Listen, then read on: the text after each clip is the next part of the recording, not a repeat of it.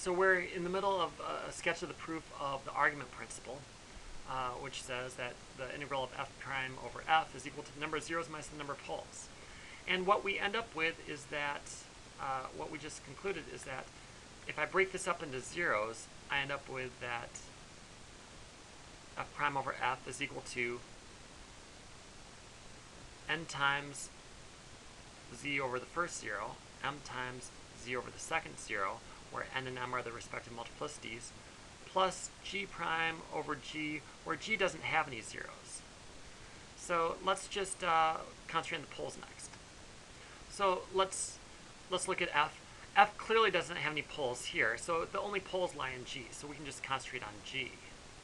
So g of z is going to equal, let's again say it has two poles, z minus c, z minus d to the, I don't know, L and K, and that's going to be over some maybe h of z with no poles. Well, this is equal to z minus c to the L, z minus d to the K. Those are both negative, times h of z. Well, we can take the derivative once again.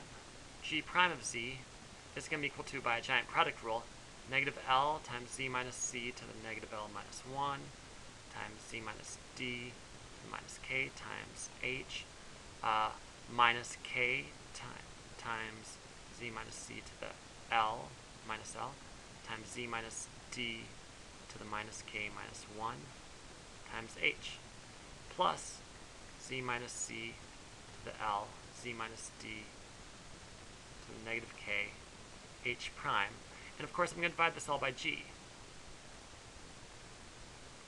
So when I divide it by g, I end up with z minus c to the negative L, z minus d to negative k, and h. So again, I'm assuming that there are only two poles, just to kind of show you how the proof goes, because I don't want to do product rule stuff all day.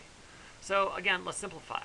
Oh, well, this is going to cancel with that, and that's going to cancel with that, leaving me with just negative L over, if you do this out, you actually get z minus c, right?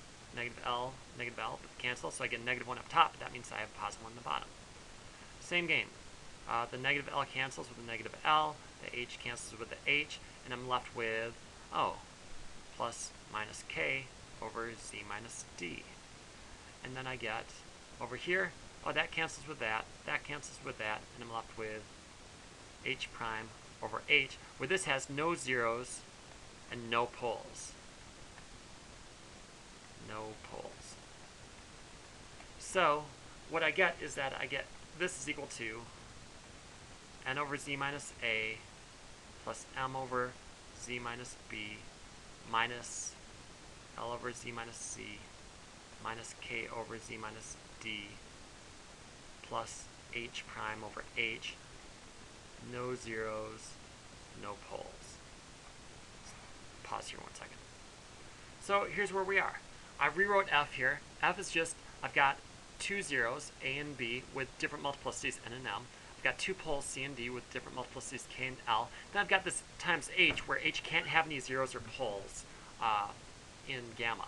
And f prime over f is just n over a, m over b, negative k over c, negative l over d, and then h prime over h. So let's integrate this. F prime over f is equal to the integral over gamma of n over z minus a plus m over z minus b minus k over z minus c minus l over z minus d plus h prime over h. Okay, well, pretty clearly all these are going to contribute 2 pi I times the top, so that's going to be 2 pi I times n plus m minus k minus l. And this is going to be holomorphic, so that's going to contribute 0. So this is just going to be 2 pi I times, take a look at this. N plus m is just the number of zeros, and then I have minus k plus l is just the number of poles. So that concludes the proof. Thank you.